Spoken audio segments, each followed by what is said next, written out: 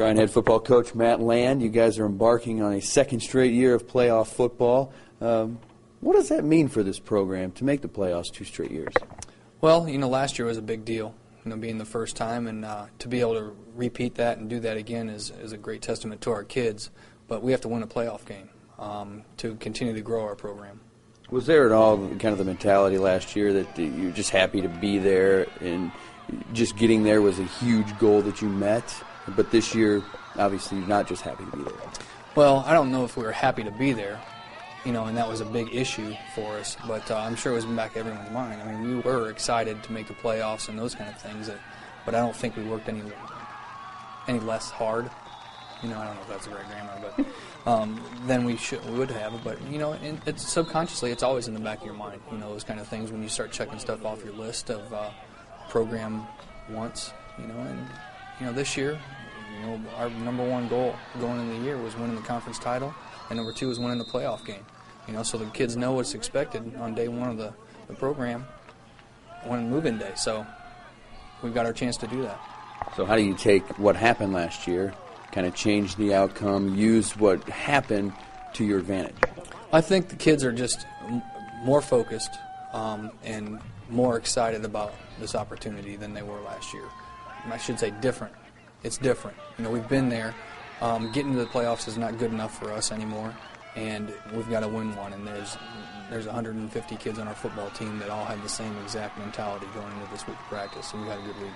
Is your hope that this kind of becomes the norm for Trine football, that a playoff appearance is to be expected, and to advance in the playoffs hopefully will become expected? Well, sure, but when you think about that, you're thinking about some pretty big programs, Mount Union, Wheaton, Case Western Reserve, Wabash, and those kind of places. And that's a pretty exclusive club, and that's what you want to be mentioned in.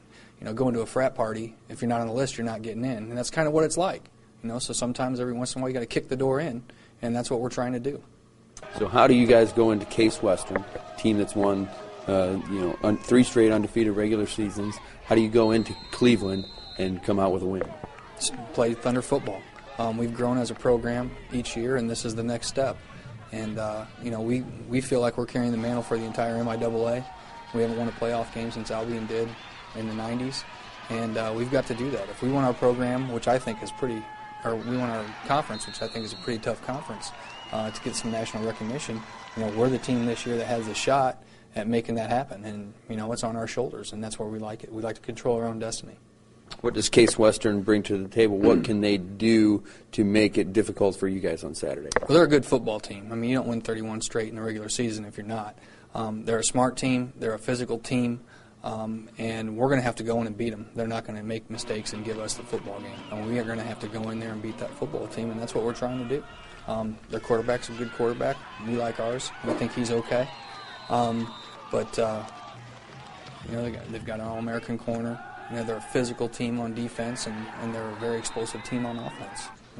So that's why you play them. When you have 250 Division III football teams, there's only 32 left. I mean, everybody's good. So that's why you play them. Yeah, you mentioned your MVP quarterback, Eric Watts. What does your team do that will give Case Western possible fits on Saturday? Well, we just run our offense. We are a take-what-they-give-us offense. We don't have a guy.